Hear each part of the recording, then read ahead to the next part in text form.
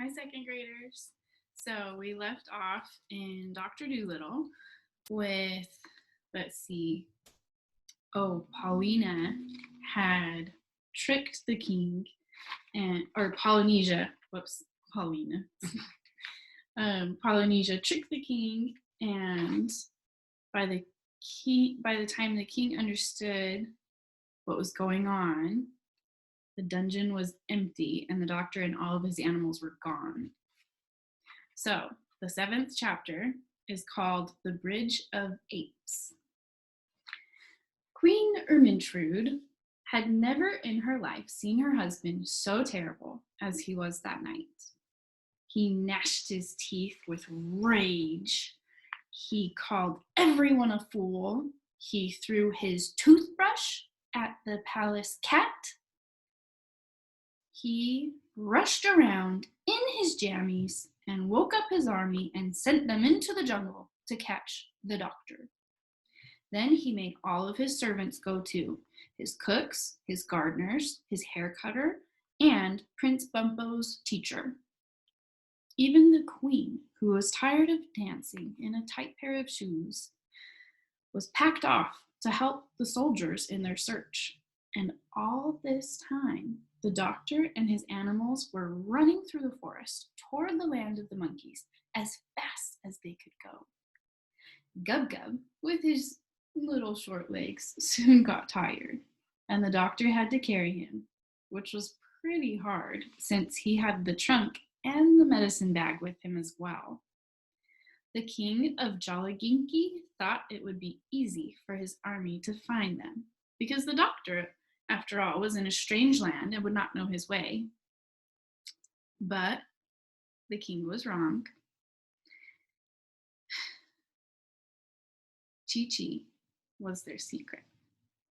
Chi-Chi knew all the paths through the jungle, better even than the king's men did.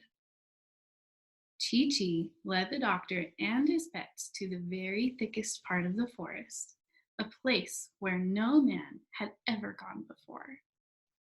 And they all hid in a big hollow tree between high rocks.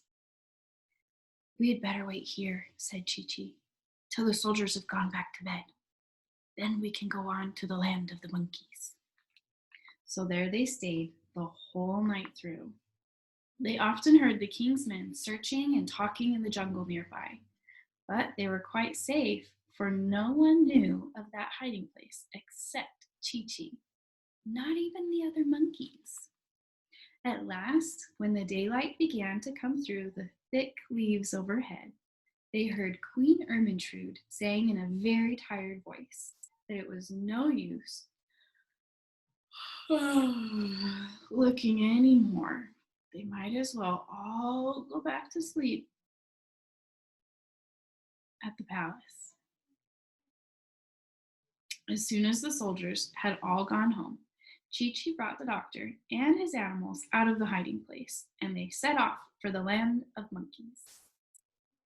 It was a long, long way, and they often got very tired, especially Gub-Gub. But when he cried, they gave him milk out of the coconuts, and he really liked it a lot. They always had plenty to eat and drink because Chi-Chi and Polynesia knew all the different kinds of fruits and vegetables that grow in the jungle, like dates and figs and groundnuts and ginger and yams, and they knew where to find them. They made their lemonade out of the juice of wild lemons, sweetened with honey they got from the bees' nests in the hollow trees. At night, they slept in tents made of palm leaves on thick, soft beds of dry grass. After a while, they got used to walking a lot and did not get so tired, and enjoyed the life of travel very much. But they were always glad when night came and they stopped for resting time. Then the doctor would make a little fire of sticks, and after they had eaten their supper, they would sit around in a ring, listening to Polynesia singing songs about the sea, or Chi-Chi telling stories of the jungle. Many of the tales that Chi-Chi told were very interesting. Although the monkeys have no history books of their own, they remember everything that happens by telling stories to their children. Chi-Chi told tales of long, long, long ago. The days when men dressed in bear skins and lived in holes in the rock. Do you know what kind of men we're talking about? I think maybe cavemen. He told them of the great mammoths and lizards as long as a train that wandered over the mountains in those times, nibbling from the treetops. When the king's army had gone back and told the king that they couldn't find the doctor, the king sent them out again and told them they must stay in the jungle until they caught him.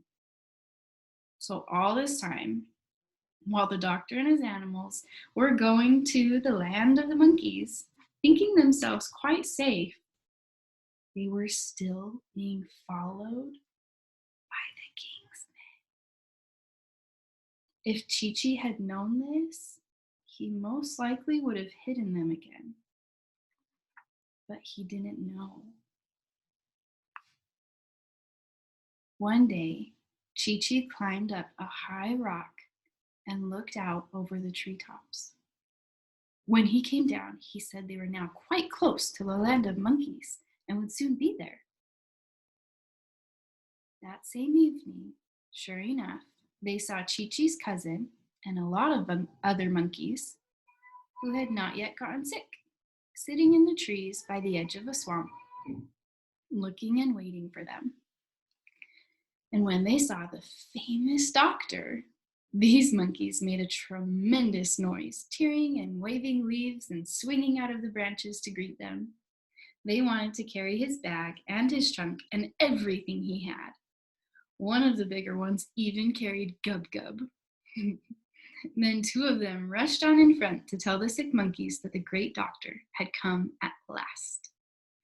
But the king's men, who were still following, heard the noise of the monkeys, and they at last knew where the doctor was and hurried on to catch him. The big monkey carrying Gub Gub was following along behind slowly, and he saw the captain of the army sneaking through the trees. So he hurried after the doctor and he told him to run. Then they all ran harder and harder than they had ever run in their entire lives. The king's men coming after them, they began to run too. Finally, Chi-Chi shouted, "It's all right, we don't have far to go now." But before they could get to the land of the monkeys, they came to a really steep cliff and a river was flowing below. This was the end of the kingdom of Jolaginki, and the land of the monkeys was on the other side, across the river. Jip looked down over the edge of the steep, steep cliff and said, "Golly, how are we ever going to get across?" "Oh dear," said Gub Gub, "the king's men are quite close now. Look at them. I'm afraid we're going to be taken back to prison again." He began to start crying.